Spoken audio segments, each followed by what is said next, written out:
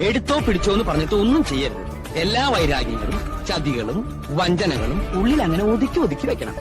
എന്നിട്ട് സമയം നോക്കി അതിൽ ഓരോന്നായി പ്രയോഗിക്കണം.